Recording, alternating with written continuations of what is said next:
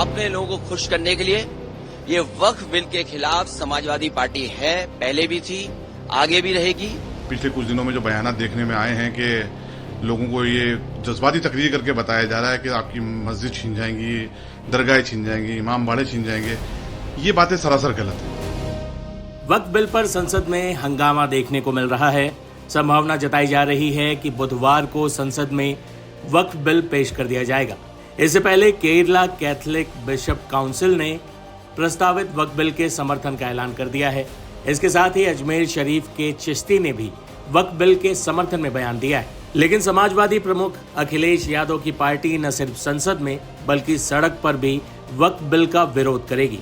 जो बिल लेकर के आ रही है, भारतीय जनता पार्टी का इतिहास जिस तरह के फैसले लिए अगर हम देखें, उससे कहीं न कहीं जो परिणाम भारतीय जनता पार्टी चाहती थी वो नहीं आए।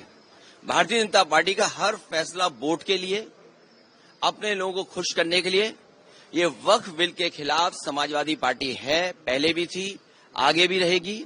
जिस तरह के संशोधन भारतीय जनता पार्टी कर रही है, वो पूरा कंट्रोल अपने पास चाहते हैं। जो एडमिनिस्ट्रेटिव पावर है वो पूरा का पूरा अपने पास रखना चाहते हैं। इस देश ने वो समय भी देखा है कि जिस समय एडमिनिस्ट्रेटिव गलत फैसले की वजह से भारत की जो संस्कृति रही, भाईचारा रहा, उसके खिलाफ खाई पैदा की है। और अगर हम इनका जो फैसले लिए अगर पलट करके देखें, एंग्लो इंडियन बिल जिसमें कि सदस्य एक बनता था, चुन करके आता, वो अपॉइंट होता था, वो बिल ले लिया वापस, वो आरक्षण छीन लिया। आरक्षण एंग्लो इंडियन का छीना, नोटबंदी से रुपया छीना, लेकिन भ्रष्टाचार बढ़ गया, रुपए आज भी निकल रहे हैं।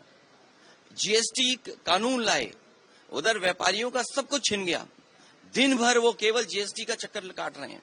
तो जीएसटी हो, नोटबंदी हो या अन्य फैसले हों, ये छीनने का काम करते हैं, लोगों का कुछ न कुछ छीनने का काम करते हैं। वक्फ के माध्यम से ये कहीं न कहीं संदेश ये देना चाहते हैं कि अपना वोट बैंक ठीक कर लें, क्योंकि नौकरी दी नहीं, रोजगार दिया नहीं, किसान की आय दोगुनी हुई नहीं, तो इनका वोटर भी इनसे नाराज है। देखिए, जिस वोटर को ये तुष्टीकरण कहते थे, हम लोग तुष्टीकरण कर रहे हैं, क्या ये तुष्टीकरण नहीं दे रहे हैं? कर रहे हैं किट बांट करके। अभी ईद पर जो किट दी है, क्या ये तुष्टीकरण में नहीं आएगा? क्योंकि इनको पता है इनका वोट खिसक गया है। अभी तक तो ये हिंदू भाइयों को गुमराह करते थे, अब इनकी कोशिश है कि मुसलमान भाइयों को भी गुमराह कर दें। सर, वो कह रहे हैं वक्फ पे विपक्ष गुमराह कर रहा है। सर कह रहे हैं कि वक्फ पे आप एंग्लो इंडियन इन्होंने छीना, क्या विपक्ष ने गुमराह किया? आपने आरक्षण छीना, जो यहाँ पर लोकसभा में चुन करके आते थे, असेंबली में अपॉइंट होते थे, तो वो छीना आपने। नोटबंदी पे आपने कहा कि आतंकवाद खत्म हो जाएगा, इनके लोगों को माफी मांगने जाना पड़ा। क्या आप सोच सकते हो? फौज के गलत फैसले की वजह से, हालांकि नई बात बनती ये कहने की है, लेकिन फिर भी कह रहे हैं, एक घटना ऐसी हुई जिसमें इनको माफी मांगनी पड़ी फौज के बड़े अधिकारी को जाकर के, जो गलत इनकाउंटर हुआ था। तो इन्हीं की वजह से आतंकवाद बढ़ रहा है। नोटबंदी फैसला लिया, क्या भ्रष्टाचार नहीं बढ़ा? एक व्यापारी उत्तर प्रदेश में, जिसके इत्र व्यापारी था, कारोबारी, 250 करोड़ रुपए निकला था नोटबंदी के बाद, और ये कहा गया समाजवादी पार्टी का है। जब इनकी बदनामी हुई, इनका फैसला गलत हुआ, इन्होंने अपनी बदनामी छिपाने के लिए समाजवादी पार्टी के जो पूर्व एमएलसी उसके घर पे छापा मारा। तो जीएसटी सरलीकरण कह रहे थे, इसी लोकसभा में आजादी की तरह जश्न मना था जीएसटी का। जीएसटी से क्या व्यापारी संतुष्ट है? जीएसटी से करप्शन बढ़ा, महंगाई बढ़ी और व्यापारी के सामने संकट पैदा हो गया।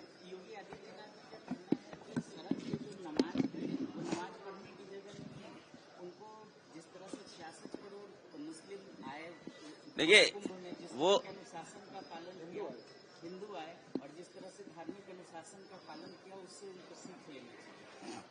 हाँ, हमारे जो मुख्यमंत्री जी हैं, उनकी गिनती की भाषा विधानसभा में उन्होंने कहा 46 में 56।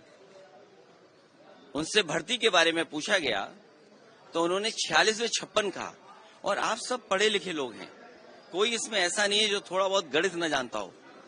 66 करोड़ लोगों का आना, मैंने मान लिया, स्वीकार कर लिया कि आए हैं, लेकिन क्या ये फिगर सही है? अगर 66 करोड़ लोग गिन सकते हैं ये लोग, तो बताओ जो 1000 हिंदू भाई श्रद्धालु खोए हैं, लगभग 1000 हिंदू भाई श्रद्धालु जो खोए हैं उसकी गिनती, उसके नाम अभी तक सरकार नहीं बता पा रही। वहीं अजमेर शरीफ के दरगाह के प्रमुख ने भी कहा कि वक्फ बिल के नाम पर मुस्लिमों को भड़काया जा रहा है। इस बिल का समर्थन करते हुए उन्होंने क्या कहा, सुनिए।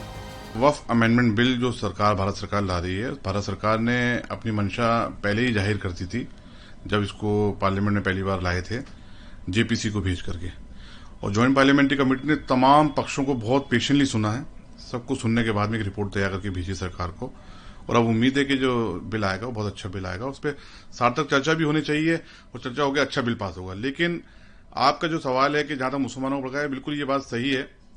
पिछले कुछ दिनों में जो बयान देखने में आए हैं कि लोगों को ये जज्बाती तकरीर करके बताया जा रहा है कि आपकी मस्जिद छीन जाएंगी, दरगाहें छीन जाएंगी, इमाम बाड़े छीन जाएंगे, ये बातें सरासर गलत है। देखिए, डेमोक्रेसी में पक्ष विपक्ष, सहमति असहमति एक डेमोक्रेसी का पार्ट है, और कोई संवैधानिक तरीके से अगर प्रोटेस्ट भी करते हैं तो वो उनका अधिकार है, करें, कोई इश्यू नहीं। हो सकता है कुछ क्लॉज उनको आपत्ति हो, लेकिन जहां तक मेरा मानना यह है कि मौजूदा वक्फ एक्ट जो है उसमें अमेंडमेंट की सख्त जरूरत है, और मुसलमानों को किसी तरीके से भी इससे डरने की जरूरत नहीं है। देखिए, मीडिया पे आके बयान देना वो आधिकारिक बयान नहीं है। जब सरकार पार्लियामेंट में खड़े होकर आधिकारिक तौर पर बयान दे रही है भारत सरकार कि ये किसी के खिलाफ नहीं है, कोई आपकी मस्जिद दरगाहें नहीं छीनी जाएंगी, इमाम बाड़े नहीं छीने जाएंगे, तो हमें उस ऑथेंटिक बयान को, आधिकारिक बयान को मानना चाहिए। और जो जज्बात भड़काने की कोशिश की जा रही है ये गलत है सरासर।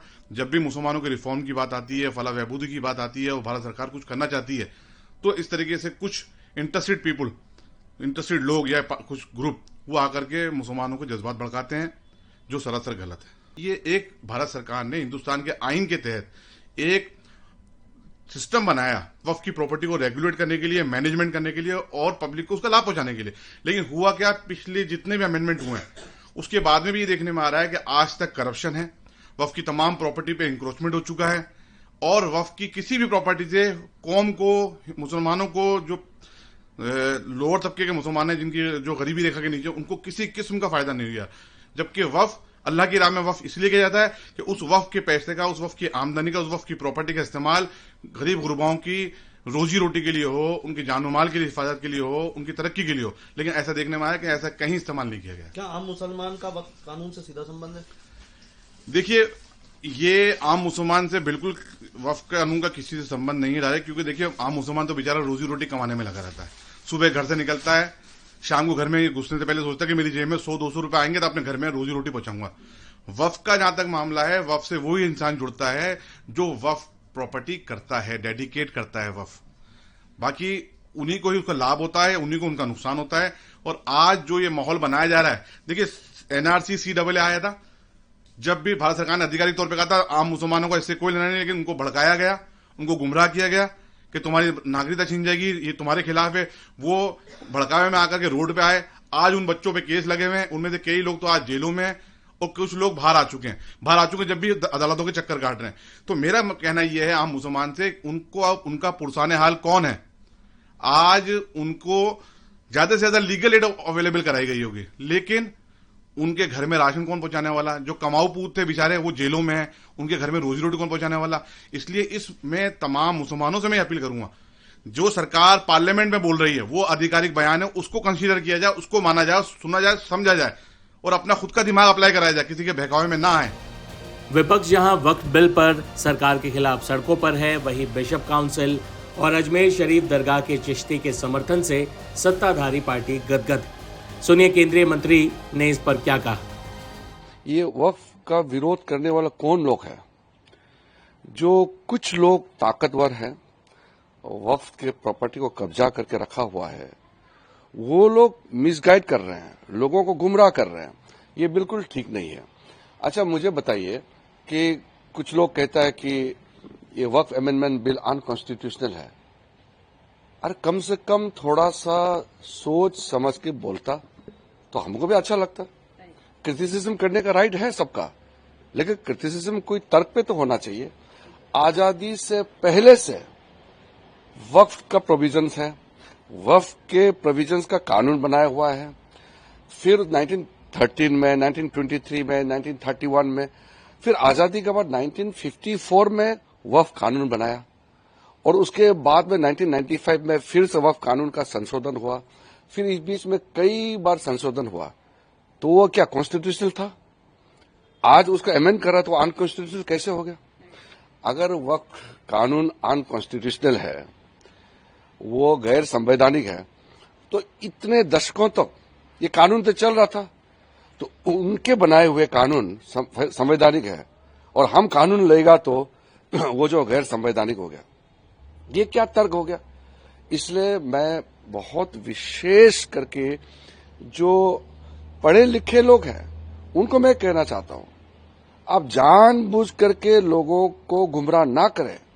आपको भी मालूम है, सबको मालूम है, ये वक्फ कानून सबके भला के लिए है और उसमें कोई प्रावधान ऐसा है कि अगर कोई क्रिश्चियन का हो, कोई हिंदू का हो या जैन हो, सिख हो, ईसाई हो या मुसलमानों के लिए भी ये सब पे लागू है कि जो वक्फ बोर्ड के पास एक अनकंट्रोल्ड अथॉरिटी था कि कोई भी जमीन को वक्फ डिक्लेयर करता है, तो ये कैसे हो सकता है? अच्छा, कोई भी कानून या कोई भी समस्या होते हैं तो कोर्ट में अपील कर सकना चाहिए। ऐसा क्या है कि अगर कोई वक्फ बोर्ड निर्णय किया तो कानून के तौर पर वो कोई अपील कर ही नहीं सकते हैं, सिर्फ रिव्यू पिटीशन दे सकते हैं स्पेशल केस में, तो ऐसे तो नहीं कर सकते। इसलिए वक्फ कानून ये देश का भला के लिए है और वक्फ कानून पास होने के बाद खास करके मुसलमानों में जो गरीब तबके के लोग हैं, महिला हैं, बच्चों हैं, सबके लिए बहुत बड़ा लाभ होने वाला है और देश के लिए भी ये बहुत फायदा वाला कानून है और इसको सब लोग मिलकर के समर्थन करना चाहिए। बिल्कुल, अजमेर शरीफ के इमाम हो, दरगाह में जो भी हेड है या मुस्लिम संगठन के जितने भी बाकी लोग भी मुझसे मिले हैं, सब लोग वक्फ अमेंडमेंट बिल का समर्थन कर रहे हैं, वो वेलकम कर रहे हैं इसका। ये तो कुछ लोग हैं, मैंने पहले लोकसभा में कहा ना कि मुसलमानों में बहुत चंद लोग हैं जो वक्फ प्रॉपर्टी को कब्जा करके रखा हुआ है, वही लोग विरोध कर रहे हैं। आम मुसलमान दिल खोल करके वक्फ अमेंडमेंट बिल का समर्थन कर रहे हैं, ये सबको मालूम है, लेकिन कुछ लोग को राजनीति करना है इसलिए वो विरोध कर रहे हैं। तो विरोध करने का सबका अधिकार है, लेकिन गुमराह ना करें, झूठ ना बोले। अगर हम कोई गैर संवैधानिक प्रावधान रखा है वक्फ अमेंडमेंट बिल में, तो बताइए ना कौन सा वाला सेक्शन गैर संवैधानिक है। तो इस देश में सुप्रीम कोर्ट है, हाई कोर्ट है, वो तो देख रहे हैं ना कि हम इलीगल काम, अनकॉन्स्टिट्यूशनल काम कैसे कर सकते हैं। तो इसलिए सब मिलकर के वक्फ अमेंडमेंट बिल का समर्थन करना चाहिए, ये हिंदुस्तान का भला के लिए और हिंदुस्तानियों का भविष्य के लिए। वहीं आज भी संसद में वक्फ बिल को लेकर हंगामा देखने को मिला। हंगामे को देखते हुए सभापति ने संसद की कार्रवाई भी स्थगित कर दी।